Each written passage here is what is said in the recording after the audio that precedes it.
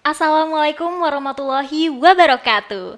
Halo Sobat Lazismu, selamat datang di podcast Lazismu, yaitu Meta Mengutip Kata.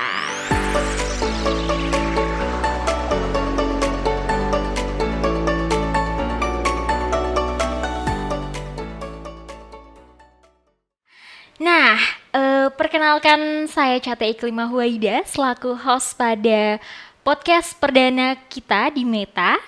Dan seperti yang kita tahu ya, bahwasanya Lazismu ini merupakan suatu lembaga yang bergerak di bidang zakat, infak, dan sodakoh. Nah, dan tentunya di episode perdana Lazismu kali ini nih, kita akan membahas juga mengenai atau seputaran zakat, infak, dan sodakoh. Nah, tentunya Cate juga tidak sendiri. Cate ditemani oleh narasumber kita yang keren, top, dan pastinya juga mempunyai banyak ilmunya, begitu ya. Selamat datang dan selamat siang kepada Bapak Edi Muktiono MSI. Selamat datang. Iya, selamat siang Bapak, apa Selamat kabar? siang, alhamdulillah baik, sehat. Alhamdulillah. Ya, Bapak Edi Muktiono ini merupakan atau selaku Direktur Fundraising Lazismu Pusat. Iya, nah pada kesempatan kali ini nih ya, Catya dan juga Bapak Edi mungkin akan berbincang-bincang lebih lanjut dan juga akan mengulik begitu ya mengenai zakat, infak, dan sodakoh. Oke, boleh ya Pak ya, saya Boleh. mohon izin untuk bertanya-tanya, nggak apa-apa ya Pak? Dengan senang hati. Oke, baik. Wah, sepertinya Bapak Edi hari ini terlihat cerah dan juga happy ya Pak ya, bahagia Alhamdulillah, ya Pak? karena suasana di luar juga cerah. Alhamdulillah. Baik Bapak, mengenai zakat, infak, dan sodakoh itu sendiri ya, mungkin teman-teman atau Sobat Lazismu juga udah pada penasaran nih, seperti apa sih zakat, infak, dan sodakoh itu begitu. Nah mungkin dari Bapak Edi sendiri nih ya, makna dari zakat, infak, dan sodakoh itu seperti apa Bapak? Baik, zakat itu adalah syariat Islam, termasuk rukun Islam yang ketiga. Yang makna dari zakat itu sendiri dari makna katanya zakat itu adalah mensucikan. Jadi dengan berzakat, baik itu zakat fitrah ataupun zakat mal, itu bisa mensucikan jiwa dan bisa mensucikan harta kita yang kita miliki. Baik. Kemudian selain bermakna suci, juga bermakna tumbuh. Jadi kita dengan menunaikan zakat, harta yang kita miliki akan bertumbuh, bertumbuh, dan bertumbuh. Semakin kita mengeluarkan zakat, semakin harta itu akan bertumbuh menjadi berkah, berkah, dan berkah. Nah, itu bagian dari makna zakat. Dari zakat itu sendiri ya. Iya. Jadi memang kita tuh sebagai manusia memang harus jangan ragu ya Pak ya untuk Betul. menunaikan zakat, infak, dan sedekah itu sendiri ya. Karena itu juga termasuk apa ya? Termasuk anjuran juga ya dari Allah. Betul. Gitu ya Pak Rukun ya. Rukun Islam yang Islam yang ketiga. ketiga begitu ya. Iya. Dicatat ya Sobat Lazismu. Oke, baik. Mengenai zakat, infak, dan sedekah ini sendiri ya Pak ya. Bagaimana sih Pak kelahiran atau latar belakang mungkin adanya zakat, infak, dan sodakoh ini? Karena zakat itu adalah bagian dari rukun Islam, maka sebagaimana kita ketahui bahwa zakat ini sekitar abad kedua Hijriah sudah diwajibkan oleh Rasulullah SAW untuk ditunaikan oleh kaum muslimin saat itu. Memang di dalam menjalankan syariat zakat yang sudah lama sebenarnya, namun ketika umat Islam terus berkembang di seluruh dunia, syariat zakat ini sepertinya mengalami degradasi atau mengalami apa namanya pemahaman masyarakat yang kurang mantap terhadap syariat Islam, karena dengan semakin luasnya teritorial umat Islam di seluruh dunia saat ini dengan berbagai macam perkembangannya, maka syariat Islam seharusnya sudah dapat difahami secara mendalam oleh umat Islam itu sendiri, sehingga tidak ada masalah ketika umat Islam diwajibkan untuk membayar zakat. Namun saat ini ada kendala sepertinya, Mbak, bahwa kaum muslimin belum semua faham tentang syariat zakat ini, bahwa ternyata di dalam Islam itu ada yang namanya zakat mal. Walaupun baik. mereka faham Ya. tentang bahwa rukun Islam itu ada 5, yaitu syahadat, Syahadat, sholat, sholat. zakat, puasa, dan haji apabila mampu. Tetapi dalam melaksanakan syariat zakat ini, kaum muslimin masih perlu edukasi, perlu sosialisasi, dan perlu kita dorong terus untuk dapat memahami secara maksimal tentang syariat zakat, khususnya zakat mal. Kalau kita tanya di masjid-masjid, di majelis taklim, itu rata-rata apabila kita tanya apakah Bapak Ibu sudah berzakat, maka mereka serempak menjawab, sudah. Iya. Berapa Bu zakatnya? 2,5 kilo atau 3 liter. Itu maknanya bahwa yang difahami oleh kaum muslimin saat ini yang namanya zakat itu adalah zakat fitrah. Nah, belum menyentuh kepada zakat malnya. Padahal potensi zakat sangat besar di Indonesia ini. Oke, baik. Gitu. Jadi memang masyarakat atau kaum muslimin ini juga tentu masih harus tetap diedukasi terus-menerus begitu ya, Pak ya, karena memang sebagian atau mungkin masih banyak begitu ya, bahwa kaum muslimin ini masih belum paham begitu ya, Betul. makna-maknanya atau mungkin tata caranya begitu ya, Pak ya. Betul. Oke, baik. Nah, untuk tadi mungkin sudah disebutkan gitu ya beberapa penjelasan gitu ya tentang lahirnya zakat, infak, dan sodakoh ini, terutama zakat itu sendiri gitu ya Pak ya. Iya. Nah, kalau Catia boleh tahu nih Pak, siapa sih Pak penggagas dari zakat, infak, dan sodakoh?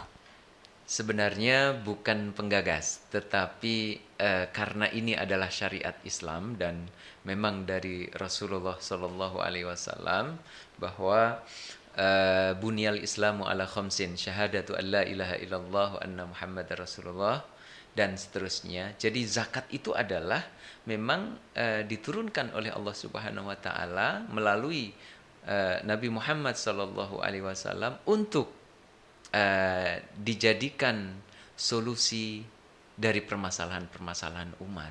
Karena zakat, infak, sedekah serta wakaf sebenarnya itu adalah bagaimana Allah Subhanahu wa taala mendesain solusi permasalahan umat saat ini. Mengapa demikian? Permasalahan umat saat ini ada 3. Ada di pendidikan, ada di ekonomi, dan juga ada di kesehatan. Nah, bagaimana kaum muslimin bisa menyelesaikan permasalahan umat ini? Maka Allah Subhanahu wa taala sudah sejak dulu menurunkan syariat zakat. Nah, itu dalam rangka untuk menyelesaikan permasalahan itu. Karena kita lihat potensi zakat di Indonesia saja itu kalau nggak salah mencapai 300 triliun. Dan kalau potensi itu bisa maksimal digali dan untuk dimaksimalkan kemaslahatannya untuk umat, maka 3 permasalahan yang saya sebutkan tadi insya Allah akan terselesaikan dengan baik. Namun memang masih banyak PR ya kalau kita tidak sebut masih banyak permasalahan, tapi masih banyak PR bagaimana agar zakat saat ini bisa menjadi solusi umat, gitu Mbak. Oke, baik. Sebenarnya memang belum ada, mohon maaf bukan belum ya, memang tidak ada penggagasnya, memang itu sudah anjuran dan juga sudah dicatat dalam Al-Quran begitu ya Pak ya, bahwa Allah memang yang menganjurkan kaum muslimin untuk melaksanakan zakat begitu ya Pak.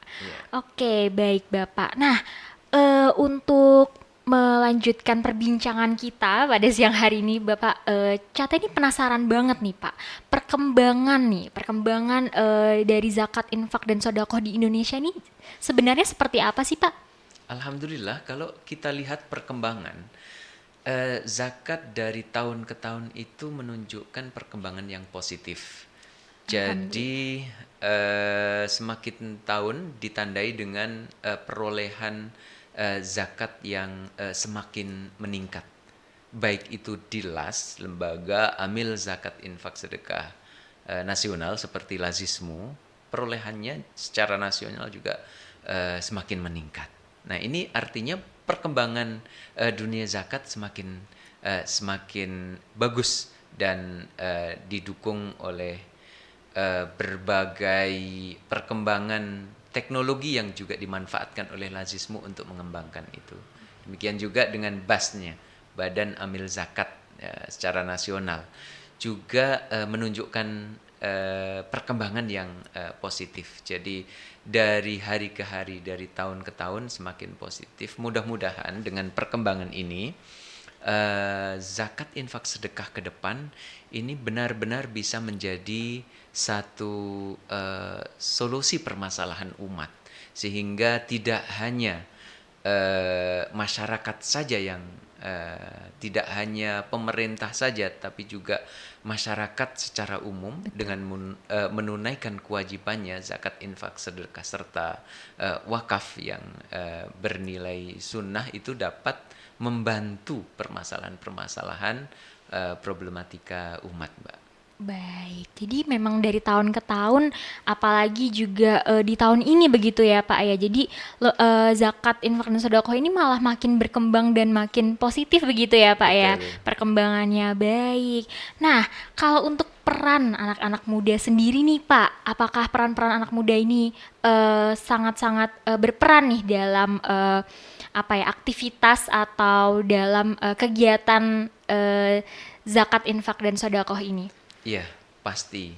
Anak-anak muda saat ini akan menjadi pemimpin pada masa yang akan datang. Anak muda saat ini akan menjadi pengusaha-pengusaha yang akan datang. Maka edukasi zakat seharusnya dimulai dari masa muda, sehingga ketika nanti sudah berkarir dan memiliki satu penghasilan yang cukup, mereka langsung bisa merujuk pada ajarannya, yaitu syariat zakat, sehingga mereka juga aware terhadap penunaian terkait Betul. zakat ini.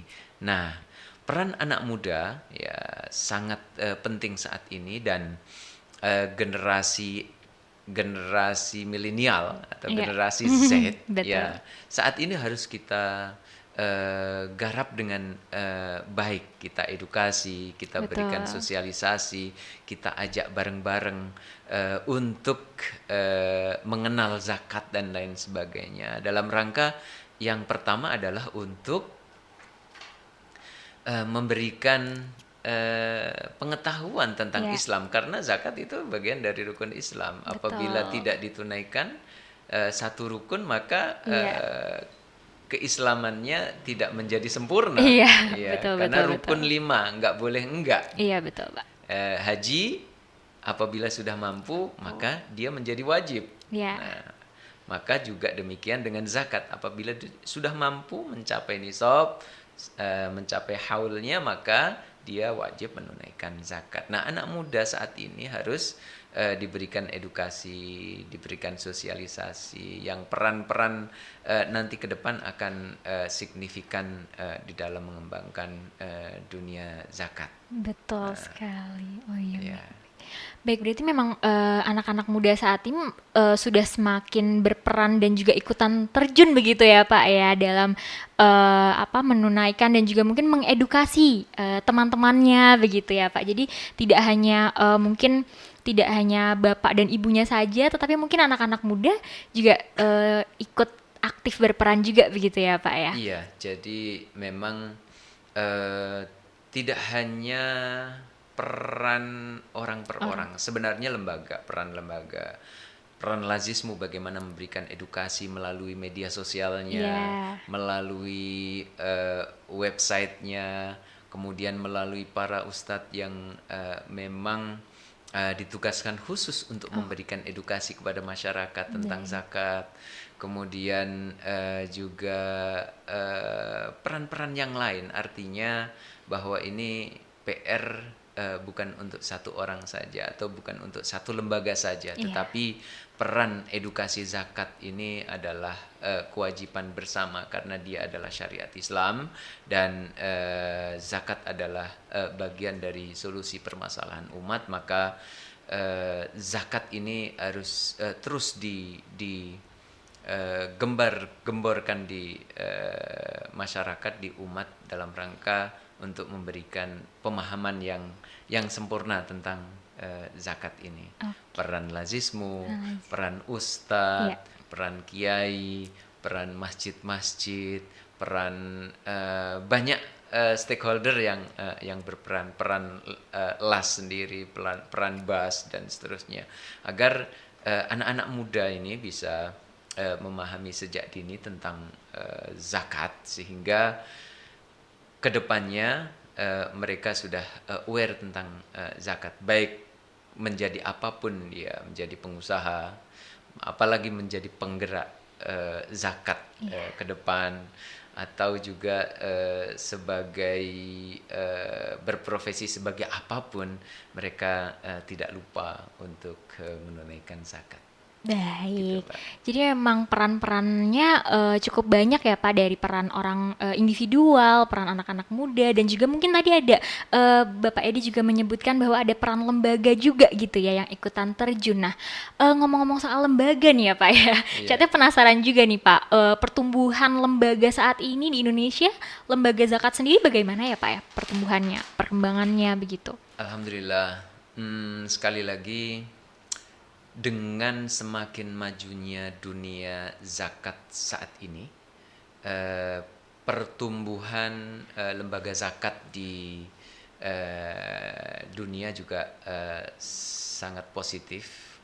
Kemudian di Indonesia sendiri juga saya kira sangat maksimal, karena lembaga-lembaga itulah yang akan dapat diakselerasi perannya untuk menyampaikan zakat infak sedekah, menyalurkan, memberdayakan zakat infak sedekah kepada masyarakat. Kalau lembaga per lembaga itu bisa diorkestrasi dengan baik, ada LAS, ada BAS, maka akan kelihatan dengan baik hasilnya. Beda kalau zakat infak sedekah itu disalurkan sendiri-sendiri, Mbak. Kalau disalurkan sendiri-sendiri, mungkin yang kelihatan mendapatkan manfaatnya hanya pribadi atau sektoral saja. Tetapi kalau disalurkan melalui lembaga nih, maka lembaga tersebut dapat mengoleksi himpunan zakat dan dimanfaatkan secara maksimal manfaatnya kepada masyarakat. Betul. Secara berjamaah. Misalnya ada sekian ratus orang duafa yang bisa terbantu, sekian ratus UMKM yang dapat dimunculkan misalnya. Nah, itu akan lebih terdampak di desa ini atau di lokasi ini, di lokasi yang lainnya. Jadi bisa lebih terkoordinir dengan baik, dan dampaknya bisa untuk kelihatan oleh orang banyak. Gitu. Beda dengan sendiri-sendiri. Betul. Kalau satu persatu kan ya Iya. nggak kelihatan. Iya. Apalagi selain seperti Lazismu, kerjasama dengan lembaga-lembaga yang lain, atau bisa diorkestrasi dengan baik. Lazismu mengerjakan bidang apa, pendidikannya kah, ekonominya kah, kemudian lembaga yang lain berperan di bidang yang lain pula, menggarap satu proyek bersama-sama, itu akan lebih berdampak tidak hanya bagi masyarakat itu sendiri, juga bagi pemerintah yang juga sangat berkepentingan di dalam bagaimana memanfaatkan manfaat zakat ini untuk mengentaskan kemiskinan, untuk Iya, memberdayakan betul. masyarakat yang duafa. Jadi begitu Mbak, pentingnya kita menunaikan zakat itu melalui lembaga. Oke, Gitu. baik. Dan mungkin memang lembaga per lembaga ini memang sering juga bersinergi begitu ya, Pak ya. Jadi bekerja sama begitu ya. Jadi akan Betul, lebih mungkin dampaknya juga akan lebih besar begitu ya kepada masyarakat yang dibantu begitu ya, Pak ya. betul, betul. Baik, wah mulai apa ya, mulai ke inti begitu ya perbincangan kita pada siang hari ini. Nah, kalau Catya boleh tahu juga nih Pak, sebenarnya untuk dampak tadi kan juga mungkin kita sudah bahas ya Pak ya mengenai dampak-dampak itu sendiri begitu ya. Nah, untuk dampak dari zakat sendiri nih kepada masyarakat yang dibantu begitu ya. Itu tuh bagaimana sih Pak? Maksudnya dampak-dampaknya tuh seperti apa gitu? Apakah bisa mengatasi permasalahan-permasalahan itu begitu? Permasalahan-permasalahan sosial atau bagaimana Pak? Mungkin bisa dijelaskan gitu dampak-dampaknya. Ya, berbicara tentang dampak pelaksanaan zakat, Ya, dampak pribadi jelas. Tadi saya sebutkan dari awal ya. bahwa yang menunaikan zakat pasti akan mendapatkan keberkahan dari Betul. harta yang mereka zakati. Kemudian dampak bagi lembaga bahwa memang kita akan merasa senang, kita kolektif sebagai amil dapat membantu mereka-mereka yang kurang beruntung, mereka-mereka yang memang membutuhkan bantuan itu, sehingga kita juga merasa senang para amilin ini. Dan dampak bagi mereka yang menerima juga pasti signifikan. Yang mana apabila dalam penyaluran lazismu itu ada 6 pilar, maka 6 pilar itu juga akan kelihatan. 6 pilar yang dimiliki oleh lazismu itu ada pilar pendidikan, ada ekonomi, ada kesehatan, ada sosial dakwah, Oke. kemudian ada lingkungan, Ya. juga ada kemanusiaan. Jadi lazismu mendapatkan banyak peran sebenarnya untuk menyalurkan zakat di masyarakat. Dan yang paling penting bagi lembaga zakat itu adalah bagaimana bisa amanah dan Oke.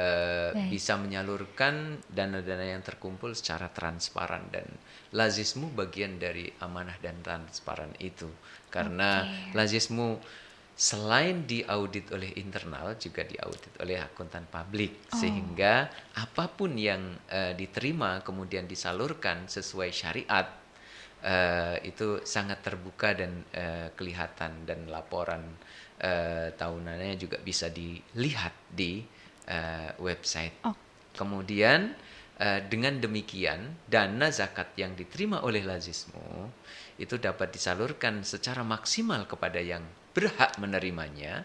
Kalau zakat berarti ke dalam 8 asnaf, kemudian kalau infak sedekah itu kepada mereka yang duafa dan lebih lebar dan luas lagi kemanfaatannya. Manfaat yang didapat oleh penerima manfaat ya sebagaimana tadi 6 pilar tadi. Mereka yang mendapatkan permasalahan di pendidikan, mereka mendapatkan solusi dari oke. pendidikannya. Mereka yang terdampak COVID, ekonominya melemah, mereka mendapatkan manfaat dari bantuan zakat infak sedekah dari lazismu untuk bangkit kembali Oke. eh, dari keterpurukan akibat melemahnya ekonomi di musim COVID-19. Mereka yang terdampak kesehatan, ya, lazismu juga hadir untuk memberikan bantuan kesehatan, baik itu kesehatan secara langsung kepada pasien Ya. ataupun kesehatan-kesehatan yang memang dibutuhkan oleh masyarakat, yaitu tentang bagaimana edukasi kesehatan kepada masyarakat. Ini masih banyak lagi peran yang harus diperankan di Lazismu. Dan seperti yang terakhir, Cianjur. Oh iya. Nah, penerima manfaat pasti mendapatkan manfaat dari apa yang telah dibuat oleh Lazismu di lapangan, mulai dari sembako, kemudian rumah huntara sementara, dan sekolah darurat dan seterusnya. Jadi Lazismu sudah banyak berperan di sana, sehingga apapun yang kita terima dana, baik zakat, infak, sedekah dari masyarakat, dapat kita pertanggungjawabkan. Baik, wah cukup banyak ya Pak ya dampak-dampak baiknya juga gitu ya untuk membantu masyarakat-masyarakat sekitar, dan juga Lazismunya juga sudah maksimal memberikan apa ya Pak, bantuan begitu ya kepada masyarakat yang membutuhkan begitu ya Pak. Betul. Nah terakhir nih Pak, kalau boleh tahu tantangannya apa saja sih Pak tentang zakat, infak, dan sedekah di masa kini? Baik, tantangan secara pribadi, secara orang yang akan menunaikan zakat, yaitu godaan syaitan bahwa wah sayang ya kalau kita menunaikan zakat, harta kita jadi berkurang. Oh enggak, justru malah insya Allah malah bertambah, malah menjadi berkah. Ada satu cerita tentang ini, Mbak, bahwa suatu saat ada nenek-nenek yang ingin juga berpartisipasi, menyumbangkan apa yang ia miliki agar hartanya itu menjadi berkah. Satu saat biasa Lazismu mengadakan safari dakwah Syekh Palestina di masjid-masjid. Nah, suatu saat ada seorang syekh yang sedang safari itu didatangi oleh nenek-nenek yang sudah tua. Ya, nenek-nenek sudah tua ya, Mbak. Iya.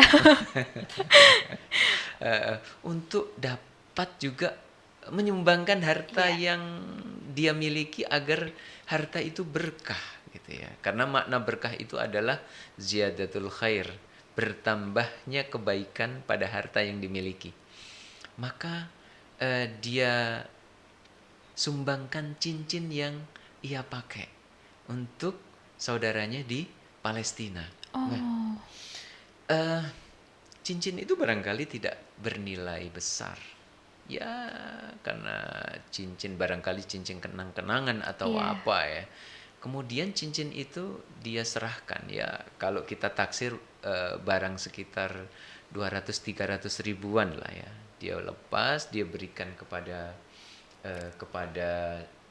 syekhnya itu. Dan bagaimana Allah Subhanahu wa Ta'ala melipat gandakan nilai cincin itu. Maka kita lihat ketika Syekh Palestina sebenarnya tidak nerima syekhnya, janganlah, silahkan dipakai atau silahkan dimanfaatkan oleh ibu saja. Tetapi karena si neneknya ini nyerang itu memaksa gitu untuk dapat agar berkahnya itu dapat, maka dengan terpaksa syekhnya menerima dan dibawa ke Palestina. Setelah di Palestina ada konferensi internasional, Mbak. Syekh tadi mempunyai ide agar gimana ya ini bisa saya ceritakan ke dalam forum. Akhirnya benar dia ceritakan kejadian itu ke dalam forum. Kemudian disampaikan dalam forum itu bahwa bapak-bapak, ibu-ibu, siapa yang ingin menghargai cincin ini yang saya dapat dari Indonesia untuk saudara-saudara kita di Palestina. Maka ada seorang saudagar yang juga hartawan untuk memberikan apresiasi dengan membeli cincin itu menjadi $1.000.000. Bagaimana Allah Subhanahu wa Ta'ala melipat gandakan tanpa nenek tadi tahu bahwa hartanya menjadi berkah untuk orang lain, dan bahkan nenek itu nggak tahu bahwa hartanya bisa menjadi sedemikian besar, dilipat gandakan oleh Allah Subhanahu wa Ta'ala. Maha bisa, maha segalanya untuk Iya. melipat gandakan. Betul. Itu baru di dunia, bagaimana nanti di akhirat. Betul. Wah, saya merinding ya. Nah, kemudian Iya. bagaimana tantangan ketika kita memiliki harta banyak untuk tidak agar harta itu keluar dari kita. Kadang-kadang masih banyak. Itu tantangan pribadi-pribadi kita, orang-orang yang memang memiliki harta namun belum memiliki kesadaran Betul, untuk menunaikan iya. zakat. Jadi mudah-mudahan cerita ini menjadi inspirasi bagi kita semuanya. Betul. Untuk kita berderma itu memang kewajiban untuk menunaikan zakat. Berderma itu merupakan sunnah Ya. untuk menunaikan infak Betul. dan sedekah serta wakaf. Nah, itu tantangan secara pribadi. Tantangan lembaga banyak sebenarnya, termasuk trust dari masyarakat. Nah, bagaimana lembaga ini bisa menjaga trust, bisa menyalurkan sesuai asnaf dan sesuai peruntukan. Maka di lembaga itu ada audit syariah dan juga audit akuntan publik, agar dana yang dihimpun oleh Lazismu sesuai syariah dan sesuai dengan peruntukan. Nah, itu tantangan.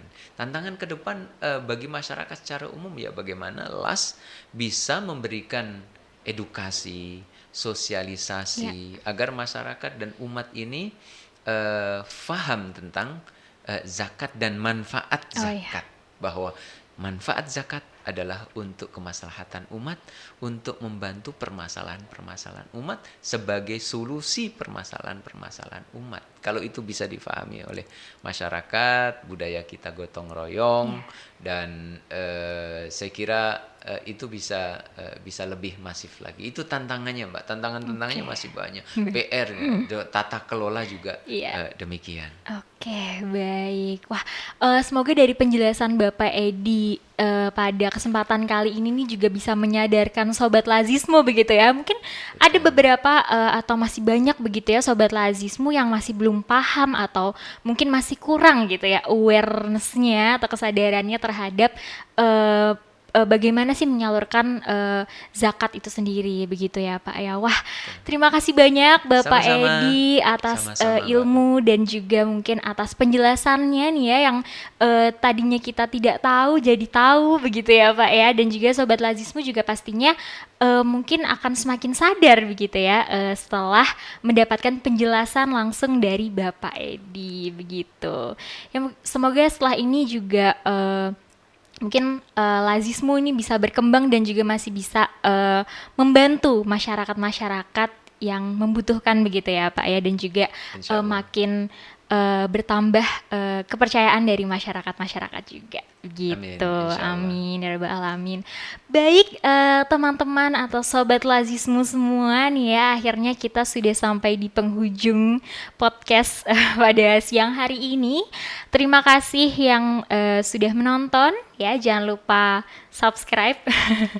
Oke, baik, dan begitu Bapak, semoga sehat selalu Bapak Edi. Terima Amin, kasih sekali terima kasih. lagi.